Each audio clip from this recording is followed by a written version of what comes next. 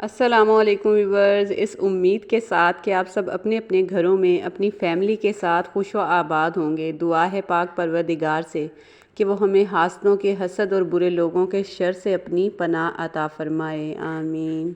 Viewers, मेरी आज की ये वीडियो मेरी उन बहनों के लिए है जो बहुत ज़्यादा फ्राइंग वाले खाने बनाती हैं और अक्सर इस मसले से परेशान रहती हैं कि फ़्राइंग में जो हमने ऑयल यूज़ किया है इसे दोबारा इस्तेमाल के काबिल कैसे बनाएं, क्योंकि हम ऑयल में जो भी चीज़ फ्राई करते हैं उसका टेस्ट ऑयल के अंदर रह जाता है और अगर एक से दूसरी बार हम उसे इस्तेमाल कर भी लें तो उसमें ग्रीसीपन आ जाता है।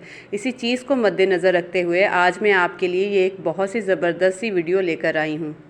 इस वीडियो की मदद से आप किचन में मौजूद सिर्फ एक इंग्रेडिएंट इस्तेमाल करते हुए ऑयल को इस कदर साफ़ कर सकती हैं कि आप खुद हैरान हो जाएंगी कि ये वही ऑयल है जो मैंने पहले फ्राइंग में इस्तेमाल किया था। इस ट्रिक से ऑयल को साफ़ करने के बाद ना सिर्फ ऑयल का ग्रीसीपन ख़त्म हो जाता है बल्कि इस ऑयल के अंदर जो खाने की एक खुशबू होती है वो भी बिल्कुल ख़त्म हो जाती है और इस ऑयल को हम बड़ी आसानी से किसी भी खाने में इस्तेमाल कर सकते हैं।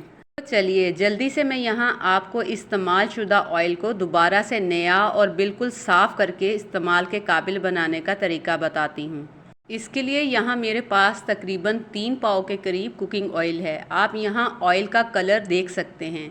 इस कुकिंग ऑयल को मैंने तकरीबन 2 से 3 बार फ्राई के लिए इस्तेमाल किया है, यहाँ तक कि मैंने इसके अंदर फ़िश भी फ्राई की है। आप देख सकते हैं कि इस ऑयल का कलर जो है वो काफ़ी हद तक चेंज हो चुका है और इसके अंदर ग्रीसीपन भी आ चुका है, यहाँ तक कि इसके अंदर खाने के ज़र्रात भी मौजूद हैं। और क्योंकि इसी ऑयल को मैंने फ़िश फ्राई करने के लिए भी इस्तेमाल किया था इसलिए इस ऑयल के अंदर फ़िश का भी बहुत ज़्यादा फ्लेवर आ चुका है। लेकिन अब परेशानी की कोई बात नहीं, क्योंकि हम बड़ी आसानी से इसे दोबारा इस्तेमाल के काबिल बना लेंगे। इसे दोबारा इस्तेमाल के काबिल बनाने के लिए यहाँ मैंने एक बाउल में आधा कप के करीब पानी लिया है। अब मैं इसमें तकरीबन 3 टेबलस्पून भर के कॉर्नफ्लोर के शामिल करूँगी। जी हाँ, ये वही इंग्रेडिएंट है जिसकी मदद से हम इस ऑयल को साफ़ करेंगे और आप देखेंगे कितनी आसानी से हमारा जो ऑयल है वो बिल्कुल साफ़ हो जाएगा।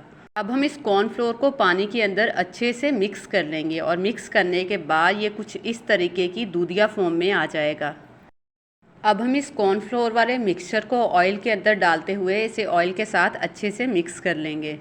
अब बारी आती है अगले स्टेप की। अगले स्टेप में हमने चूल्हे की फ्लेम को ऑन करते हुए इस मिक्सचर वाले ऑयल को एक पतीली के अंदर डाल के इसे बिल्कुल लो फ्लेम पर कुक करना है। यहाँ इस बात का ख़ास ख्याल रखना है कि इस दौरान हम चूल्हे की फ्लेम को बिल्कुल लो रखेंगे और इसे पकाने के दौरान इसमें मुसलसल आहिस्ता आहिस्ता चम्मच चलाते रहेंगे।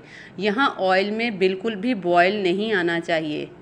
अगर हम इस ऑयल को ज़्यादा हीट पर पकाएंगे तो ऑयल ज़्यादा अच्छे से साफ़ नहीं हो पाएगा और हमें इतने अच्छे रिज़ल्ट्स नहीं मिलेंगे।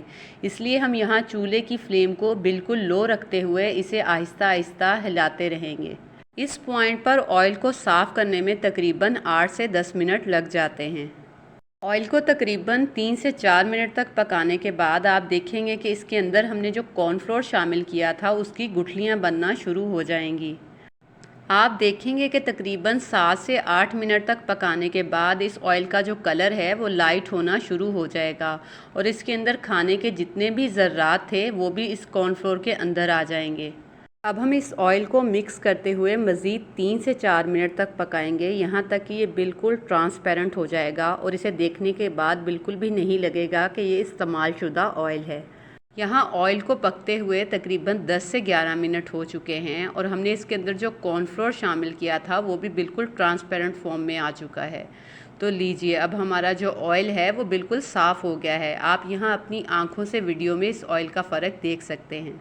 अब हम किसी बारीक स्ट्रेनर की मदद से इस ऑयल को फ़िल्टर करते हुए इसमें से कॉर्नफ्लोर को अलहदा कर देंगे। तो लीजिए, हमारा इस्तेमाल शुदा ऑयल दोबारा से बिल्कुल नए जैसा हो गया है और इसके अंदर जो ग्रीसीपन था और एक खाने की महक थी वो भी बिल्कुल ख़त्म हो चुकी है।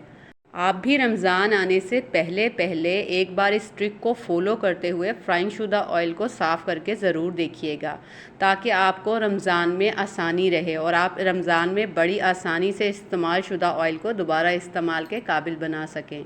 तो बस अब रमज़ान में जैसे चाहें समोसे, पकोड़े, चिकन वगैरह फ्राई करें, टेंशन की कोई भी बात नहीं, क्योंकि ऑयल बिल्कुल भी ज़ाया नहीं होगा।